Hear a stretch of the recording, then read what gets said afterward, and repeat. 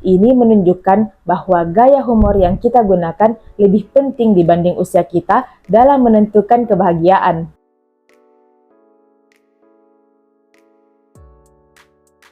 Halo teman-teman, selamat datang kembali di channel Seia-Iya.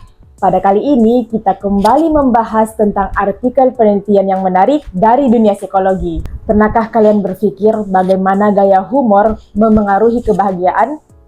Pada kali ini kita akan membahas sebuah artikel yang baru-baru ini terbit dengan judul Wait. Does the relation between humor styles and subjective well-being vary across culture and age? A meta-analysis. Does the relation between humor styles and subjective well-being vary across culture and age? Meta-analysis. Jadi, pada kali ini kita akan membahas penelitian tentang humor. Bagaimana gaya humor memengaruhi kesejahteraan subjektif kita. Yuk kita simak bersama-sama. Jurnal ini ditulis oleh Feng Jiang dan timnya dari beberapa universitas terkemuka di Tiongkok dan Inggris. Mereka ingin tahu apakah ada hubungan antara gaya humor dengan kesejahteraan dan apakah hubungan tersebut dipengaruhi oleh faktor budaya dan usia. Nah, mereka melakukan studi meta-analisis dengan mengumpulkan data dari 85 studi yang melibatkan lebih dari 27.000 peserta dari berbagai negara dan berbagai kelompok usia. Dalam penelitian ini, mereka menggunakan konsep Subjective Well-Being atau SWB yang mengukur tingkat kebahagiaan seseorang berdasarkan penilaian pribadi tentang kehidupan mereka. Jadi, dalam jurnal ini ada 4 jenis gaya humor yang dibahas. Nah, ini berdasarkan penelitian dari Martin et al. Tahun 2003.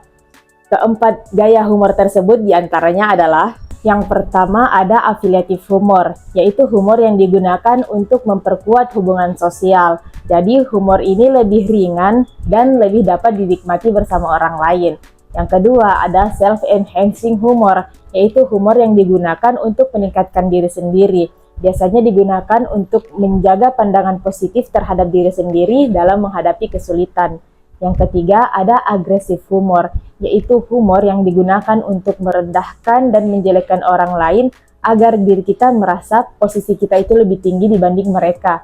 Nah, yang keempat ada self-defeating humor, yaitu humor yang digunakan untuk merendahkan diri sendiri. Jadi kita membuat lelucon tentang diri sendiri agar kita bisa diterima oleh lingkungan sosial.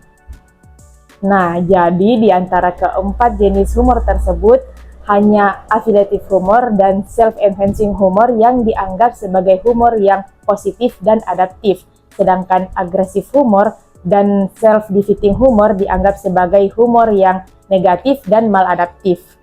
Penulis menemukan bahwa affiliative humor dan self-enhancing humor secara signifikan dapat meningkatkan kesejahteraan subjektif. Orang-orang yang menggunakan humor untuk memperkuat hubungan sosial dan untuk meningkatkan diri sendiri cenderung lebih merasa bahagia, lebih merasa puas, dan memiliki hati yang lebih positif. Sebaliknya, agresif humor dan self-defeating humor justru menurunkan kesejahteraan, bahkan menyebabkan stres, depresi, dan kecemasan yang lebih tinggi. Nah, namun yang menarik, peneliti juga menemukan bahwa hubungan ini berlaku secara universal. Jadi, tidak peduli dari budaya manapun atau dari kelompok usia manapun, gaya humor positif tetap berkolerasi dengan kesejahteraan yang lebih baik. Sedangkan gaya humor negatif tetap berkolerasi dengan kesejahteraan yang lebih buruk. Penelitian ini juga mengeksplorasi apakah budaya berperan dalam memengaruhi gaya humor dan kesejahteraan.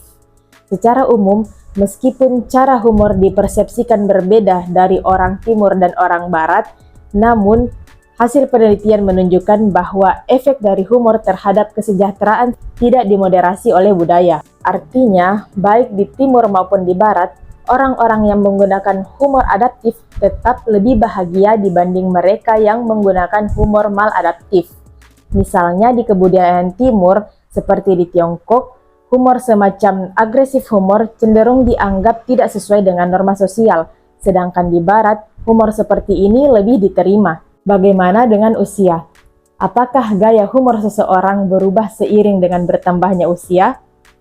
Penelitian ini juga menunjukkan bahwa Usia bukan menjadi faktor penentu dalam hubungan antara humor dengan kesejahteraan subjektif. Baik anak-anak, remaja, dewasa muda, maupun dewasa yang lebih tua, semuanya mengalami manfaat dari humor yang adaptif dan mengalami dampak dari humor yang maladaptif dengan cara yang hampir sama. Ini menunjukkan bahwa gaya humor yang kita gunakan lebih penting dibanding usia kita dalam menentukan kebahagiaan. Dari penelitian ini, kita dapat menarik beberapa kesimpulan yang penting. Pertama, gaya humor yang kita pilih secara signifikan dapat memengaruhi kesejahteraan kita, tidak hanya dalam jangka pendek, tapi juga secara keseluruhan. Kedua, efek ini tampaknya universal.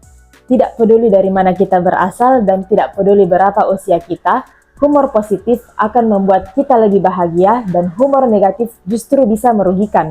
Bagi kita sebagai individu, hal ini dapat menjadi pengingat untuk lebih sadar dalam menggunakan humor. Bercanda itu penting, tapi apakah kita menggunakan humor untuk membangun atau malah merusak hubungan sosial kita? Juga, apakah kita tertawa untuk merasa lebih baik atau justru memperburuk perasaan kita sendiri? Nah, demikian pembahasan jurnal kita kali ini. Jadi, apa pendapat kalian tentang hubungan antara gaya humor dan kebahagiaan? Tulis di kolom komentar ya. Jangan lupa like, comment, and subscribe untuk video-video menarik berikutnya. Sampai jumpa!